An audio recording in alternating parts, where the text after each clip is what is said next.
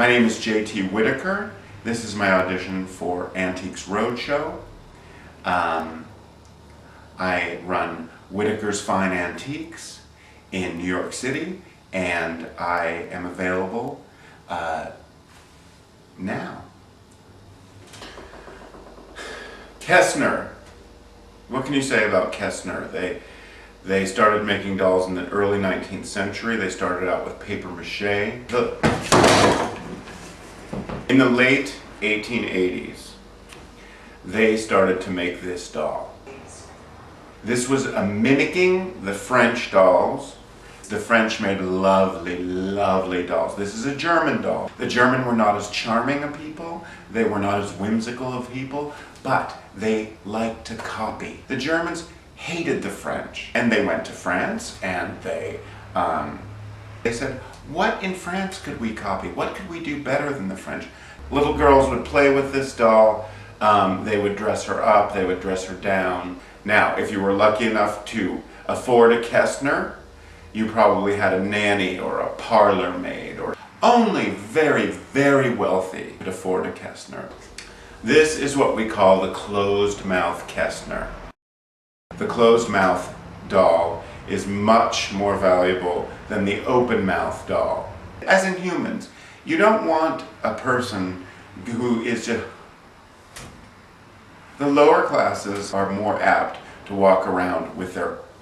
The more patrician, the more educated, a debutante ball perhaps, you'll see these young women never with their mouth open, as if you're waiting for something to be shoved in there. No, their mouths are closed.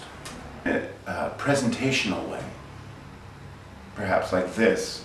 She has a bisque head and a lovely, lovely mohair wig. Look at that mohair wig.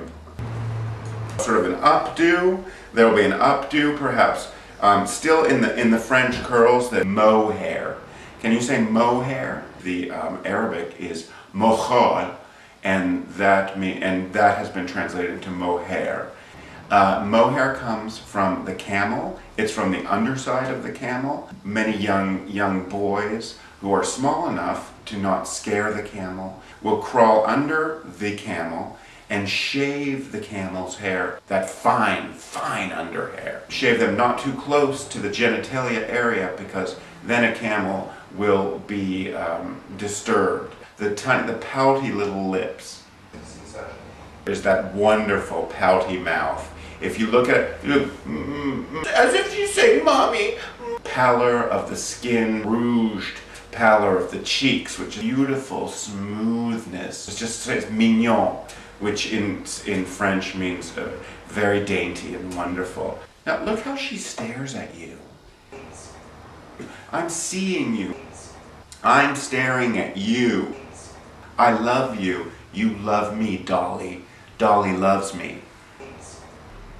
Let's just stare for a moment into her eyes, shall we? Look, her little pouty lips are just dear to me. As you can see, it also has the original shoes with just one missing rosette. Where did that rosette go? Who knows? Where is it? It probably fell off, and it probably went missing. Perhaps a little girl, she pulled it off and didn't want her nanny or her butler or the valet to see. So she hid it, maybe in a little box. But all we know is that the rosette's missing, but the shoes, yes, are the original shoes. You don't have to be a 5-year-old girl to love a doll. No, you could be a 35-year-old man, or a 38-year-old man, or a 42-year-old man. I would price this doll at auction to be somewhere between $3,000 and $4,000. My name is J.T. Whitacre. Thank you for Antiques.